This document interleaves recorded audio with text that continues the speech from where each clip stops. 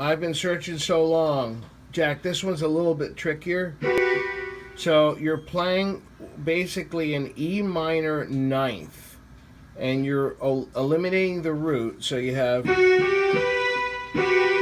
and then you're pivoting between this and the full triad. So you have,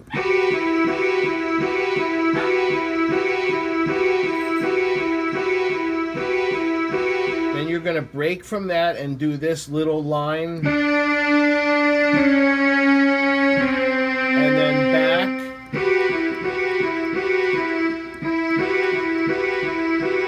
and now you're going to shift up an octave and play sixths. So you have an E on top and a G on the bottom, and then F sharp and D, E and C, F sharp and D, and then you're going to end on this figure of fifths.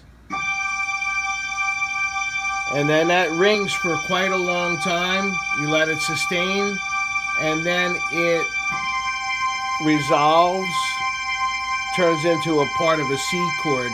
So this is actually part of like a C add 2, even though there's no C in it. And then it resolves to just like basically a C chord. And then it fades. It just stops. And you remember, use your volume knob. You notice I'm having you play a lot of right hand stuff.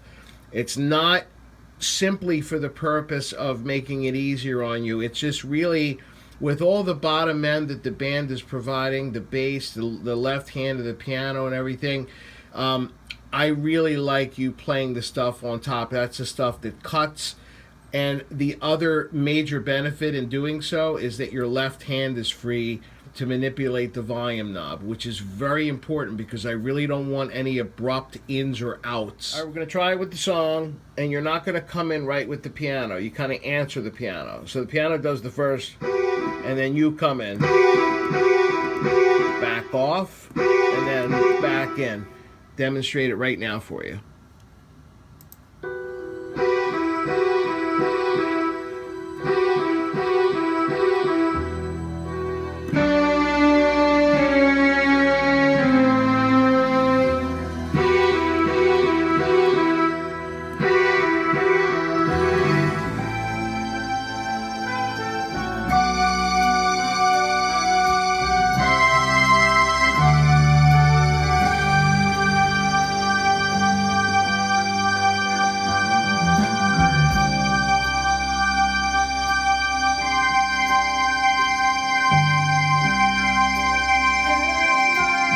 Fade out right there. All right, now you have a pretty long wait. After you exit during verse 1, you don't re-enter until halfway through verse 2, which is at about the minute 57 mark. And you're going to come in with a figure much like what you played in the beginning. You resolve it, and then you have to change the chord. We're going to go to an F and a D. So you have...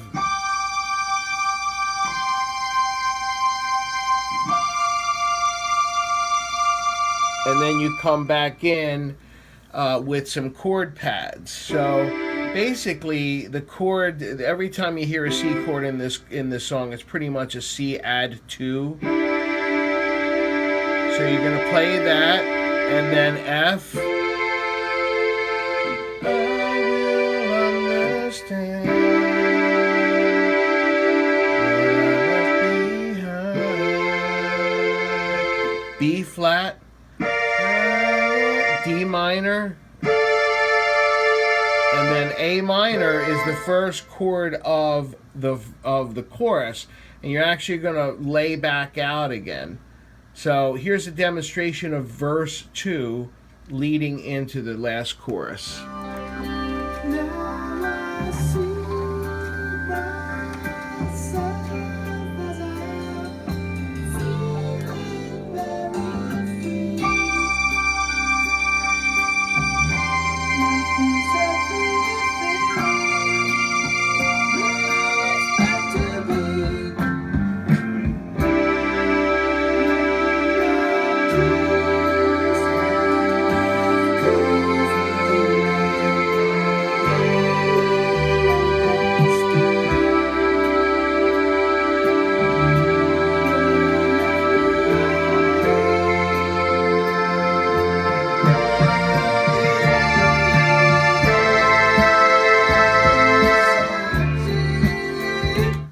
you could choose the inversions for those last couple chords.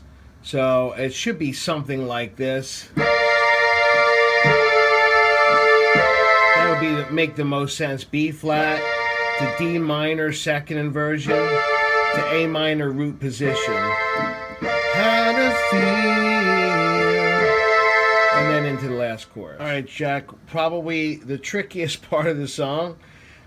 There's a 16th note figure that you're going to be playing, and it's down in cello range. So here's middle C, and you're going to be here. The notes are A, G, F sharp, G, A, B, C, B, A, E, C, A, B. Now it's played like this.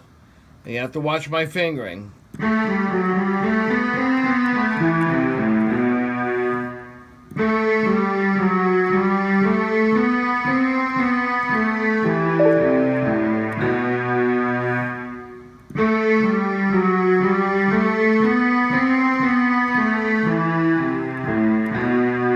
Played at this speed.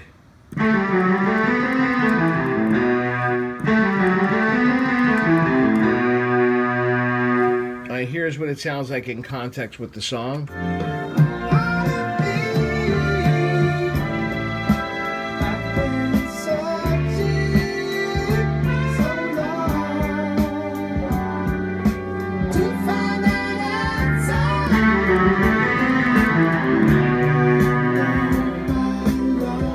Jack, what I want to mention about that last part that I showed you, don't get too hung up on it, because it's more important for you to know the rest of the song. That if we end up not doing that lick, it doesn't matter. Make that the very last thing that you work on. Let's just understand the song structurally and make sure that you have everything down in the song, and that'll be like the little cherry on the icing that's on the cake at the very end. Okay, here we are at the outro. That's the ba ba ba ba ba ba ba ba, that part. So all you're doing for this is you're playing this E that's 2 octaves above middle C. So here's middle C. So you are all the way up here. And then you're playing the A below. You're going to hold that. And then there's a point where it'll move up to A and F sharp. And then A and E. Now this is slightly simplified from what's going on in the song, but it's really going to work nicely. So here we go.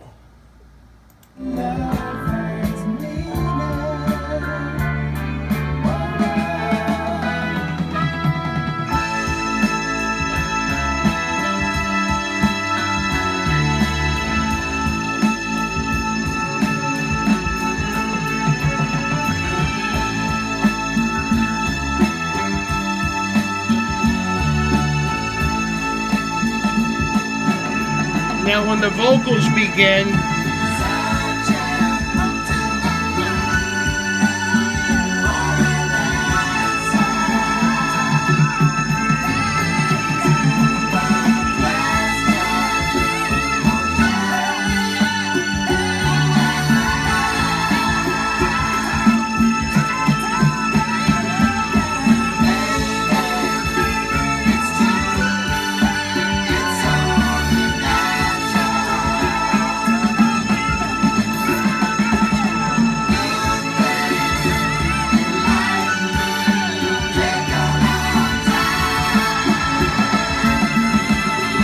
you're going to fade out here. That's it.